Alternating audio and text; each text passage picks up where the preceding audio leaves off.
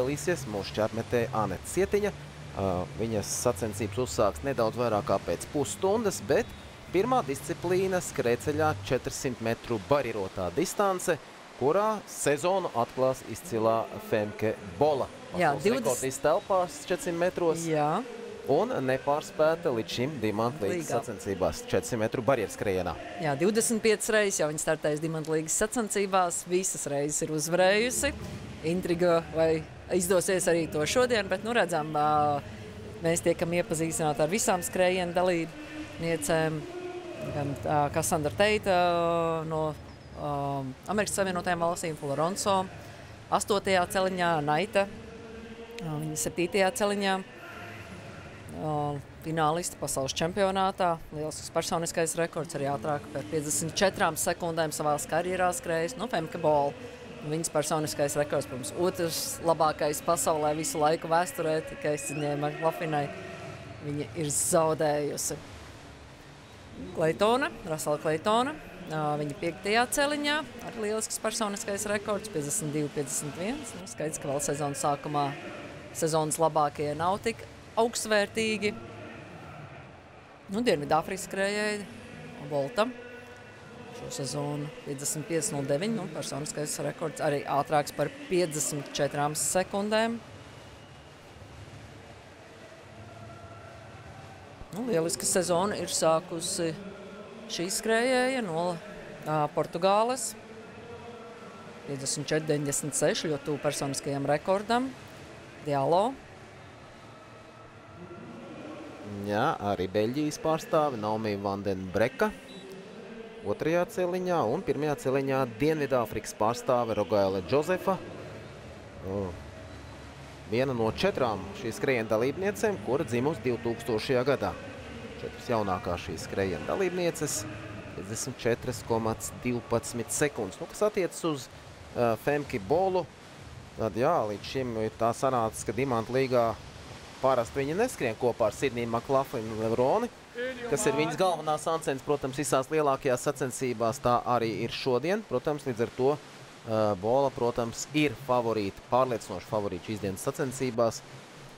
Un pirmoreiz 400 metru barjeras skrējienu šajā sezonā Dimanta līgā sievietēm. Pirmajos posmos skrēja vīri, bija arī 300 metri pirmajā posmā Sjameņā. Pasaules rekords tika uzstādīts? Kur tika uzstādīts pasaules rekords, kuru sasniedz Karstens Varholms. Starts ir dots 400 metru barjeras skrējienā sievietēm. Sekojam līdz, kuru pārvar pirmo barjeru, tad arī varam sekot, kuru favorīta. Pie 2. barjeras jau Femke bija vadībā, 3. barjeras jau pārliecinoši redzam, ka viņa pirmā šo pārvar arī 4. 5. arī viņa kā līdere. Krietni jau pārāk par konkurentēm.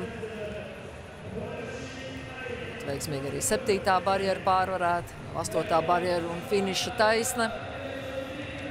Kā ierasts viegls un nepiespiests skrējiens Femkes Bolas izpildījumu. Atcerēsimies šī gada Eiropas čempionātā telpās Nīderlandē. Viņi palīdzēja izcīnīt 2 zelta stafešu komandā un pārliecinoši triumfēja. Kas par rezultātu būs finišā? Jā, jauns sacensību rekords par sekundi.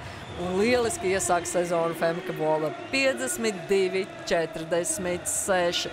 Sidnija McLaughlina Levrona ir skrējis tikai nedaudz ātrāk šajā sezonā, 52-07. Jā, gaidīsim noteikti pasaules čempionātu, kad abas sportistas visticamāk sacentīsies finālā, bet jā, galvenās konkurentes ļoti līdzīgi iesāk sezonu. Lielisks rezultāts arī Naitai. Ātrāk par 54 sekundēm, 53-90. Redzam, visām sportistēm sezonas labākie rezultāti. Lielākā daļa no viņiem jau bija startējusi pirms šīm Dimanta līgas sacensībām, bet Bomko un Floronso pirmoreiz izgāja vieglatlētikas stadionā šajā sezonā. Un, līdz ar to abas šīs sportistas arī pirmajā trīniekā.